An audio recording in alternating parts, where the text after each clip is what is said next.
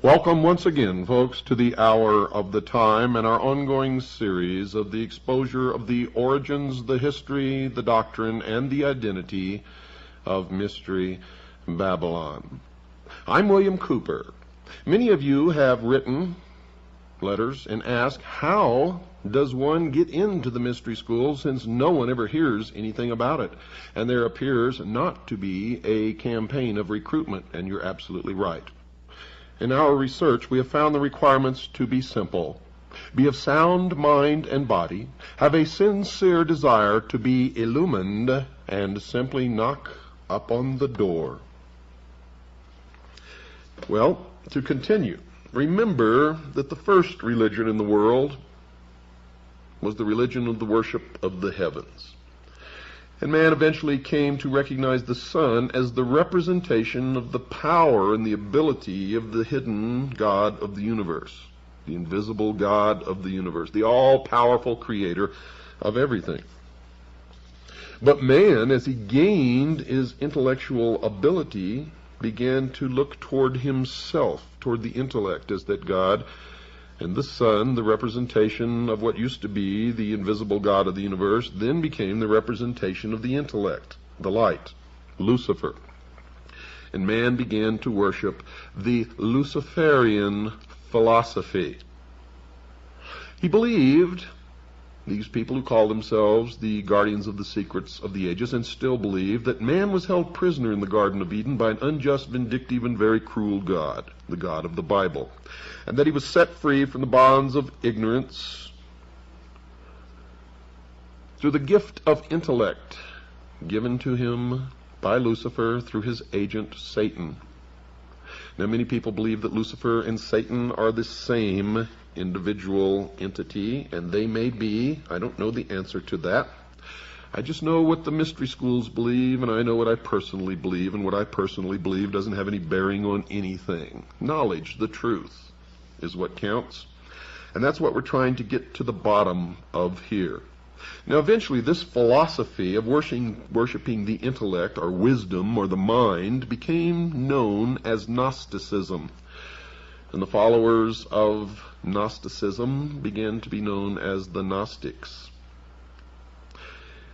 An extraordinary number, folks, of exceedingly bizarre talismans and inscribed stones bear witness to the power of the secret Gnostic organizations, which flourished in various forms during the few centuries immediately before and after the rise of Christianity in the Middle East. You see, one of the oddest emblems of these schools was the figure of Abraxas. Now, that's a human body clothed in a Roman soldier's garb, wielding a battle axe as if threatening an enemy. Now, in its left hand, it carried an elliptical shield upon which the words of power Iao and Sabaoth were sometimes written. The head of this fearsome being was that of a cock with open beak. Now, that symbolized the rising of the morning sun, because the cock crows with the sunrise.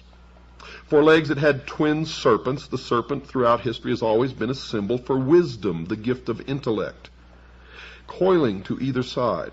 Underneath the figure sometimes lay a conventionalized thunderbolt. Now, who was Abraxas? His name, in accordance with Kabbalistic computation, is decoded to mean 365.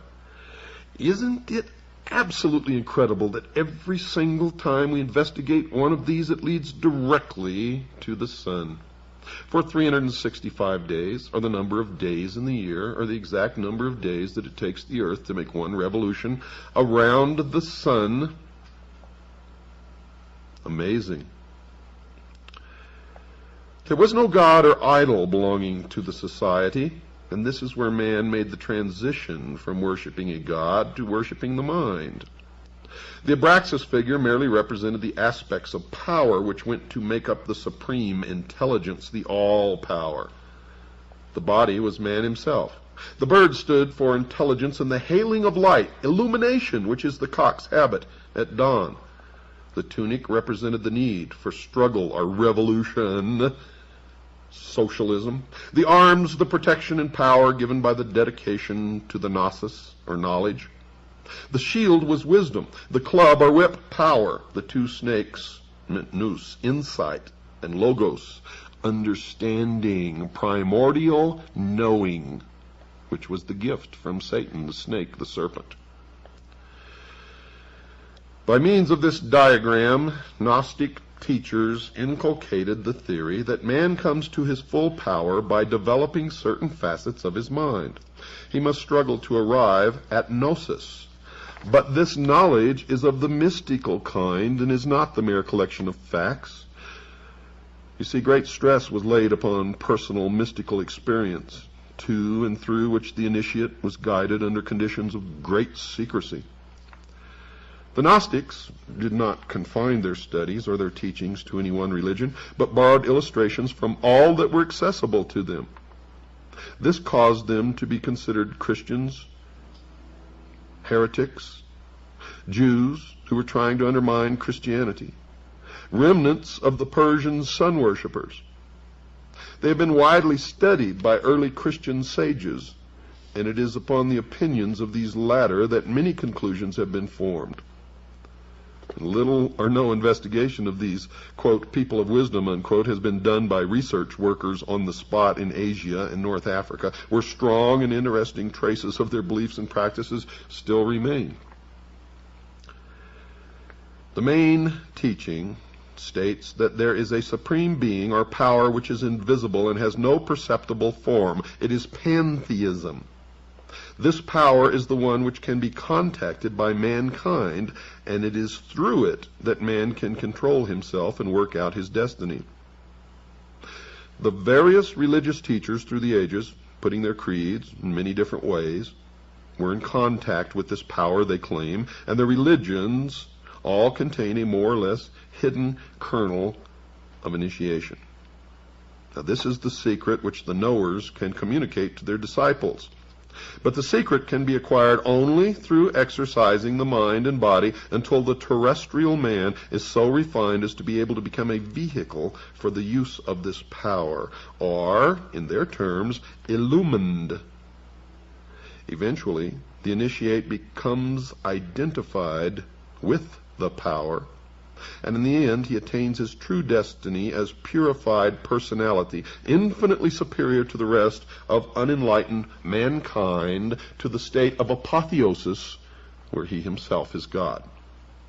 The symbolism in which this teaching is concealed, the methods by which the mystical power is attained, vary from one Gnostic society to another, but the constant factor is there: the attainment of that which humankind unconsciously needs. You see, the Gnostic claims that within every man and woman there is an unfulfilled urge which cannot be given any proper expression in the normal way, because there is no social means by which it can be fulfilled. This feeling has been put into man in order that he may seek the fulfillment which the Gnostics can give him. His search for completeness in love, trade, professions, theology is vain and unsuccessful. The theories of the various schools, folks, of Gnosticism with which the Christian clerics came into contact are very much secondary to the rituals and practices which are used to produce the gnosis, the enlightenment, the illumination. This has not been fully understood by too many people who devote much space in trying to work out the beliefs of the knowers by a perusal of their writings or by reports which have been given them by others. Simply, folks, because they do not understand the symbolism. It is not clear to them. It is veiled. It is the esoteric wisdom. What were and are the Gnostic practices? Well, first, discipleship and the inculcated belief that the initiate must struggle, must devote himself as much as possible to the identification with the power which inspires all. Secondly, there are two kinds of men: those who are bound to the earth and to matter, and those who can refine themselves. It is from the latter class that aspirants are chosen, they claim. In every instance that we've investigated, they may choose them from the latter class, but they all end up in the first. Thirdly, the methods by which the divine illumination may come are many and varied, and it is the province of the teacher to choose which path he will give to his disciple to follow. Some Gnostics believe that frenzy and excitement would produce the necessary liberation of the mind from the fetters of the body. Remember the Sphinx? Others consider that this could be done best by fasting and meditation. Present-day Gnostic practice in the East has it that different methods suit different temperaments. And this could be one cause for the historical confusion as to which branch of heretics practiced what. The Gnostics believed themselves to be intellectual aristocrats. Their knowledge was only for the few who were ready to receive it, and that's why they do not recruit. You must knock at the door, and you and only you know when you're ready to receive it. And this is what made them a secret cult, not the fear of persecution. They had their own passwords and shaking hands. They tickled the palm as an identification signal, and they helped one another in every conceivable way, just as Freemasons do today. For they are one and the same, as they have always been one and the same with all the different versions of the mystery throughout the ages. Now, some say that they could not be called pantheists because they considered that the doctrine was secondary to the experience of religion, and the theologians and ordinary priesthood of any religion did not approve of that. They were not, in fact, a religion like most others, because they stressed the importance of the individual before that of the community. Those who were more enlightened were more important in every possible way because they were valuable, refined aristocrats. At the same time, they taught that providing the well-being of the Gnostics was assured. So was that of the community at large. And this meant that they could subscribe to the outward doctrines of any religion and could continue to operate under many different political religious systems. Gnosticism profoundly influenced men's minds, even in Europe, up to and after the Middle Ages, and its basic way of thinking is probably an underlying factor in other secret societies whose members would be surprised to know it, because the pyramidal organizational structure of the membership of these organizations means that nobody below the top, the very top, really knows anything of the true religion and goals of the society to which they belong. And so these people could truly be said to be the greatest group of followers and fools in the history of the world. For they think that they are illumined, but in fact, they are never given any real secrets, and only those at the top truly know what is really going on. Terrible obscenities and other crimes have been laid at the door of the Gnostics by the early ecclesiastical writers, although there is little doubt that some of them did believe in mass ecstasy. It seems unlikely that their secrets were well enough known to enable the commentators to assess them. And in most cases, Whenever the commentators tried to assess them, they were assessing the exoteric, or the appearance, but not the esoteric, or the real truth of the object of the worship of the Gnostics. The belief that certain special men could control their destiny and obtain extra powers through dedication to Gnostic practices meant that inevitably there was a belief in magic. Remember on previous shows we discussed that belief in magic? Magic is real, folks. I have seen it work. It is not to be played with or laughed at or scoffed about.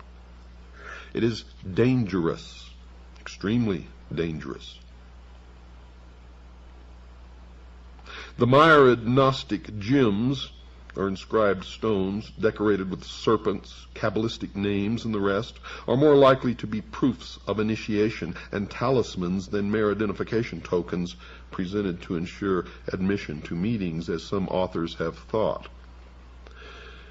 The reason for supposing this is that, one, the gems are very similar in many respects to talismans in use by other communities, including the Egyptians, and two, they can often be interpreted as containing magical messages or diagrammatical invocations. Ethically speaking, Gnostic belief is that there are two principles, that of good and evil. A balance must be struck between these forces, and the balance is in the hands of the Gnostic, the knower, partly because nobody else can tell whether an action is for the eventual good of the individual or the community. And this secret knowledge comes through the mystical insight which the supermen Gnostics attained. There's that reference to a super race or a superman again, which always crops up with these people, as it did with Hitler and many others. The rise of individuals who wrongly believed that they had attained to gnosis, all knowledge, some of whom were leaders of Gnostic societies, produced very notorious characters. Those who followed the way of the Ophite branch glorified the serpent who tempted Eve, and they still do that today. They did this because this snake, by his actions, brought knowledge into the world, gave man the gift of intellect, the use of which will bring him to the state of apotheosis, where man himself will be God. Basilides was a leader who taught that Jesus did not die on the cross, and you will see this crop up all through the history of the mystery schools, even in the Knights Templar. Since matter and material things were considered to be a part of the inferior non-spiritual world, the sect known as the Cainites called upon everyone to destroy those things which belonged to the world, and they called themselves the Destroyers, and their god is the Destroyer. These deviations and aberrants have attracted the greatest attention, as is natural, and the quieter teachers of the creed have received less attention. The pious horror with which the less respectable Gnostics were viewed by the early Christian fathers has stamped itself forever on Western literature and belief about the, quote, enlightened ones, unquote. But in more than one place in the Middle East, as well as in small groups in Western Europe, there are still followers of various schools of Gnosticism. They mainly follow the ideas held by Valentinus, with some variations. And this school teaches its initiates that matter is more evil than good, that man must be purified by mental concentration, that after death man will rejoin that from which he has been severed, and will be unified with those whom he loves in the great intelligence. They also believe that all matter will eventually be destroyed by fire. And if they have their way, that could be absolutely true. The Mandeans, a small but tenacious community which dwells in Iraq, follow an ancient form of Gnosticism, which practices initiation, ecstasy, and some rituals which have been said to resemble those of the Freemasons. And of course they do, because they are. In every Masonic temple you will see somewhere up on the wall a big letter G, And you will see it in their symbology, in their books. You will see this letter G. And if you ask a Freemason, being bound to the oath never to tell you or reveal the secrets to the profane, which is what they call those who are not initiates or adepts in the mysteries, he will tell you that it stands for God, but that is a lie. It does not stand for God, for I have researched it deeply all the way up the ladder of the stages of initiation. And at the top, those adepts known as the priesthood know this large letter G to represent Gnosticism. And it is an admission that they are indeed the recipients of the ancient Gnostic. They are Gnostics, and they are looking to attain the gnosis, through which they will receive apotheosis. And they believe that they are the only ones in the world who possess truly mature minds, and thus are the only ones in the world capable of ruling the rest of us, whom they refer to as cattle. Cattle. Well, it's time to take a break, folks. Don't go away. I'll be right back after this very short pause. A most detailed account of what was said to be the 7 highest degrees of secret Egyptian initiation was first published in Germany in the 18th century. This strange and very exhaustive document combines many elements from the ancient mysteries. It seems to come from Greek sources, because many of the words used are Greek. And it could well be that we have here the modern beginnings of an attempted revival of ancient mysteries. Whatever it is not one of those fanciful and spurious ones which used to be printed merely to attract the credulous, because it is plausible and containing the sort of material which might well have formed the content of an initiation and mind conditioning system. And if you understand the secret religions as I do, and specifically the modern ones, you will quickly recognize this as authentic. The earliest version known is in the form of an anonymous pamphlet, probably not intended for public sale, of 30-odd pages, printed in 1785. Right in that area of history is momentous occurrences.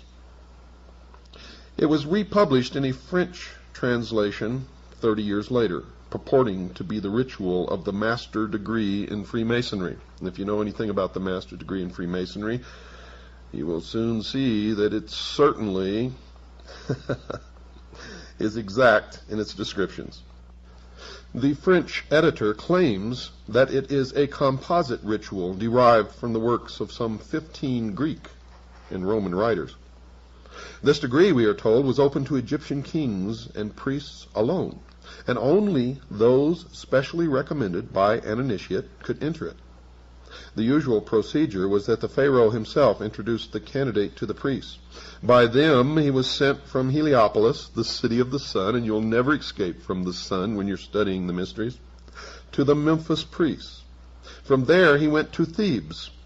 He was circumcised, forbidden to eat poultry or fish, and generally had to abstain from wine. He was put for several months in an underground cave and asked to write down his reflections. When he had done this, he was led to a passage supported by the pillars of Hermes, where he had to learn certain things which were inscribed thereon. As soon as he was word perfect, the Thesmorphus, or the introducer, came to him with a strong whip to keep the uninitiated or the profane at bay. He was blindfolded and his hands bound with cords. Now follows the procedure from the first degree of the select body. The candidate was led to the gate of men, where the introducer touched the shoulder of an apprentice, Portophorus, standing there on guard. He in turn knocked on the gate, which was opened. When the aspirant entered, he was questioned on various matters by the Hierophant. after which he was led around the Barantha in an artificial storm of wind, rain, thunder, and lightning. If he showed no sign of fear, Menes, the expounder, explained the laws of the Krata Rapoa, to which he had to agree. He was then taken in front of the Hierophant, made to kneel, and vowed fidelity with a sword point at his throat. As witness, he called upon the sun, moon, and stars. And where have you heard that before? His eyes were then unbandaged, and he was placed between two spare pillars called bateles, where lay a ladder of 7 steps, behind which were 8 doors of different metals of gradually increasing purity. The Hierophant, then addressing those present, as many Musai are children of the work of celestial investigation, exhorted them to govern their passions and fix their thoughts upon God. Now the sun, the moon, and the stars, you should know by now, represent the doctrine, the church, and the initiates. The sun, of course, is the doctrine, the moon is the church, and the stars are the body of initiates, or the 1,000 points of light. The candidate was taught, folks, that the latter symbolized the wanderings of the soul. He was told the causes of wind, thunder, and lightning, and given other valuable information, such as medical lore. He was given the password of recognition of this degree, which was, and I spell it because I don't know the correct pronunciation, A-M-O-U-N, meaning secrecy. He was taught a grip, given a pyramidal cap, and an apron called xylon. Around his neck was a collar, and he wore no other clothes. His duty was to guard the gate of men in his turn. The Portophorus was now able, after showing his devotion, to proceed to the 2nd degree. Following a prolonged fast, he was taken into a dark chamber called Endymion, the Invitation Grotto. He was now of the degree of Neocorus. Handsome women brought him dainty food. They were the wives of the priest, who endeavored to excite his love. If he resisted these advances, he was further lectured by the master of ceremonies, and led into an assembly, where the stolista, or water-bearer, poured water over him. Then a living serpent was thrown at him. The whole room was full of snakes to test his courage. He was then led to 2 high pillars, between which stood a griffin driving a wheel before him. The pillars symbolized east and west, the griffin the sun, and the wheel of 4 spokes the 4 seasons. He was taught the use of the level and instructed in geometry and architecture. He received a rod entwined by serpents, and that rod is still used today by the medical community. It's called the caducus. And he received the password Heave, meaning serpent, and was told the story of the fall of man. The sign consisted in crossing the arms over the chest, and his duty was to wash the pillars. Now, when the initiate was initiated into the 3rd degree, the member was given the title of Melanophorus. He was led to an anteroom, over whose door was written, Gate of Death. The room was full of copies of embalmed bodies and coffins. Here, too, were a number of dissectors, embalmers, and so on. In the center stood the coffin of Osiris. The Melanophorus was asked if he had had a hand in the assassination of his master. On his denying the question, he was seized by 2 tapaxites, or men who buried the dead, and led into a hall where he found all the other Melanophores clothed in black. The king himself, who always was present on these occasions, addressed him in an apparently friendly way, begging him if he did not feel courage enough to undergo the test now to be applied to him, to accept the golden crown he was offering him. Well, he had already been coached to refuse the crown and tread it underfoot. At this insult, the king called for revenge. Raising his sacrificial axe, he touched the head of the initiate. And in one famous initiation, the king actually beheaded the man. The two corpse carriers threw him on the ground, and the embalmers wrapped him in bandages. All who were present wept. Now he was led to a gate over which was written, Sanctuary of the Spirits. Now the initiate was not supposed to be beheaded in that one famous initiation. And I don't know what they chalked that up to. Now, standing before the gate, the initiate waited. On its being opened, thunder and lightning struck the apparently dead man. Charon received him as a spirit into his boat and carried him to the judges of Hades. Pluto sat on his judgment seat, while Rhadamanthus and Minos, as well as Aethon, Nicreus, Alastor, and Orpheus, stood beside him. Very severe questions were put to him as to his former life, and finally he was sentenced to remain in these subterranean vaults. Now remember, this is an initiation, which sometimes lasts for months and even years.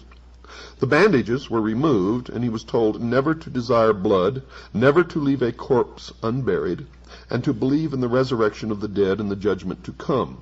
Now remember, this is long centuries before Christianity. He was taught coffin decoration and the peculiar hierogrammatical script. The sign was an embrace to express the days of wrath.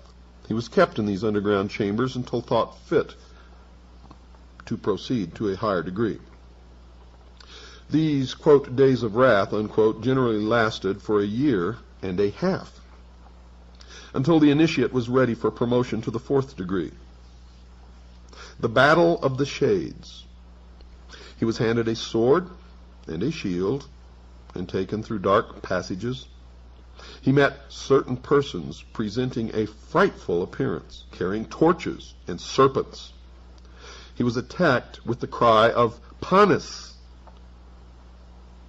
He defended himself bravely, but was always taken prisoner. His eyes were bandaged and a cord placed around his neck. Dragging him into a hall, the specters disappeared. He was led into the assembly of initiates and his eyes unbandaged. Before him he saw a magnificent hall decorated with beautiful paintings. The king and the highest dignitary, the demiurgos, were present. All were wearing their alidai, an Egyptian order composed of sapphires. Among those present were the secretary, the treasurer, and the master of feats. The orator made a speech congratulating the new member on his fortitude. He was given a drink called sais, which he drank to the dregs. And this was probably the ritual drink of honey or milk, water, wine, and gruel, and perhaps some hypnotic drug. He donned the boots of Anubis, took up the shield of Isis, put on the cloak and cap of Orcus. He was handed a sword and told that he must cut off the head of the next person he met in a cave and bring it back to the king.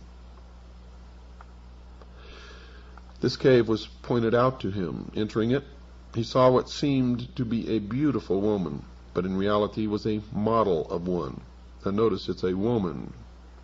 He seized this by the hair and severed the head.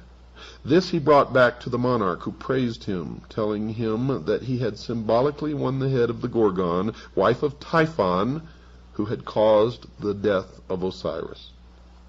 He was now permitted always to wear the dress which had been given to him, and he was entered in a book as one of the judges of the land. Notice that, one of the judges of the land. He was able to communicate at any time with the king and received an allowance from the court. He was invested with an order, that of Isis in the shape of an owl, And it was revealed to him that the secret name of the great lawgiver was J-O-A, Joah, which was also the password of this degree. But the password for the meetings of the Christophori, as the fourth degree initiates were called, was Sassicus. The fifth degree, that of Balahate, could not now be refused to the Chrysophorus, if he demanded or requested it. He was led to a hall to watch a play at which he was the only onlooker. Other members of the degree went through the hall as if looking for something.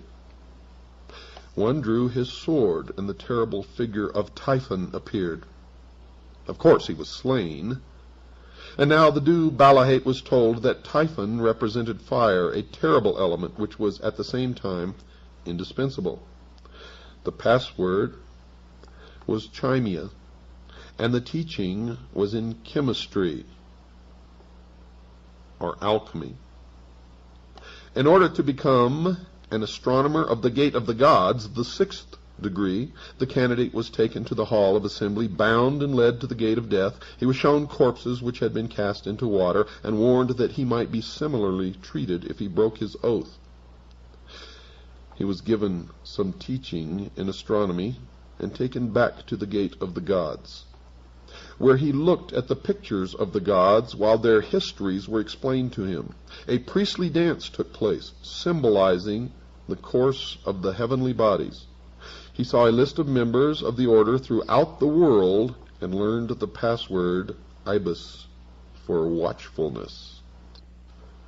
The last and the highest degree was that of Propheta, in which all secrets were laid bare.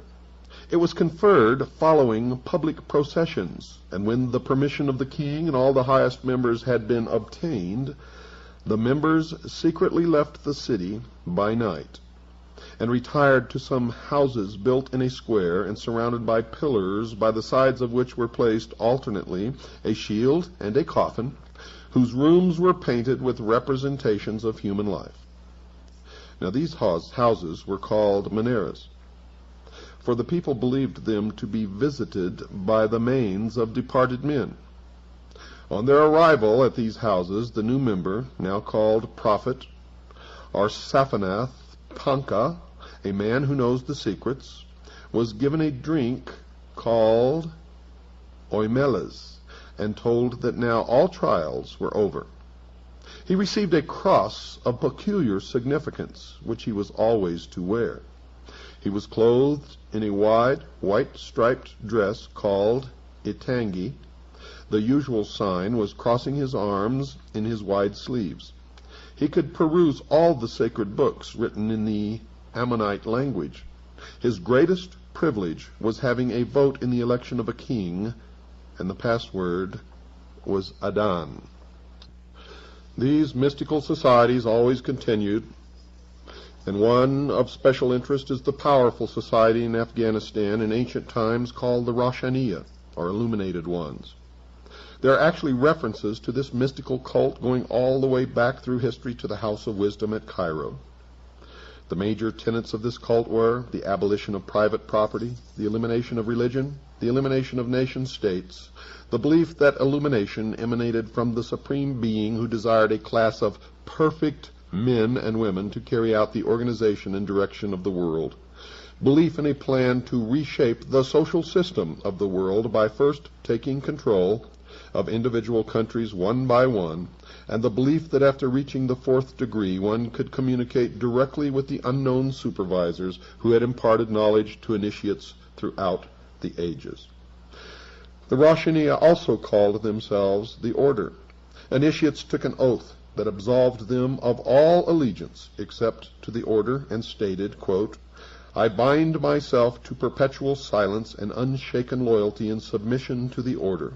All humanity which cannot identify itself by our secret sign is our lawful prey," unquote. The oath remains essentially the same to this day. The secret sign was to pass a hand over the forehead, palm inward, the countersign to hold the ear with the fingers and support the elbow in the cupped other hand. Does that sound familiar? If you sit in a courtroom in just about any city in this land, you will see those signs exchanged between lawyers and defendants and judges. And you will see that whenever these signs are exchanged, whoever initiated the exchange will usually, in fact, most often does, win the court case. The order, of course, is the order of the quest. And the cult preached that there was no heaven, no hell, only a spirit state completely different from life as we know it. The spirit could continue to be powerful on earth through a member of the order, but only if the spirit had been itself a member of the order before its death. Thus, members of the order gained power from the spirits of the dead members. The Roshaniya took in travelers as initiates and then sent them on their way to found new chapters of the order, and they were called fellow travelers. You see this order, as all before it, and all since, are socialists, communists. It is believed by some that the assassins were a branch of the Roshaniya. And branches of the Roshaniya are the illuminated ones, or the Illuminati, exist and still exist everywhere. One of the rules was not to use the same name and never mention, quote, Illuminati, unquote. That rule is still in effect today.